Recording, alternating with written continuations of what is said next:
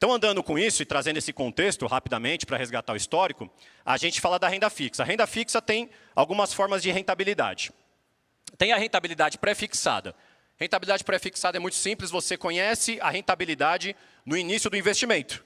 Então, a gente sabe que, por exemplo, você vai ao banco, você vai à corretora, você vai aplicar num título de renda fixa e ele vai render 15% ao ano, 10% ao ano, 8% ao ano, vai depender da condição daquele banco, daquele emissor, está dando para você te pagar uma taxa maior.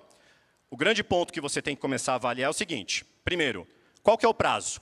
Porque quanto mais prazo o banco ou uma empresa te pede, mais taxa ele pode te pagar. Mas o seu dinheiro vai ficar retido mais tempo. Então, você tem que avaliar a sua necessidade desse dinheiro no seu fluxo de caixa. Se você pode abrir mão de liquidez, se você pode abrir mão de prazo, então você consegue uma taxa melhor. Tudo bem? Essa é a taxa pré-fixada. A taxa pós-fixada, que é mais comum, porém a gente entende menos, é a taxa que a gente só conhece no final do investimento. Como assim, Rafael?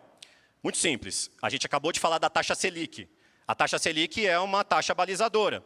Então, por exemplo, se você tivesse aplicado lá em 98, você teve um rendimento de 45% ao ano. Hoje está em aproximadamente 12%. Já foi de 2%. Então, essa oscilação do gráfico anterior acompanha nessa modalidade pós-fixada. Tem a taxa Selic, tem a taxa CDI, que é mais comum da gente usar no mercado, mas ela é balizada na Selic, então está muito próxima. E tem o famoso IPCA, que é a nossa inflação. IPCA é a inflação oficial do governo, que é divulgada, que a gente vê nos jornais, nas mídias e nas redes sociais. E olha só que legal, irmãos. Muitos não sabem que existe a modalidade híbrida. Você tem a possibilidade de render das duas formas.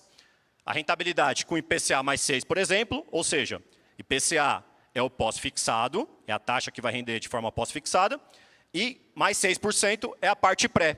Então, você tem duas taxas nessa possibilidade de investimento. Rafael, mas qual é o investimento? O nome é o menos importante. Tá? Eu vou falar de alguns aqui, mas o nome é o menos importante. O que você precisa saber é como e quanto está rendendo.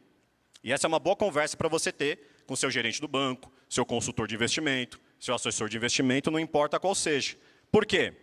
Resgatando o início da nossa conversa, a gente muitas vezes peca pela falta do conhecimento. Então, aqui, irmãos, é a gente saber formas diferentes que a gente pode aplicar o nosso dinheiro.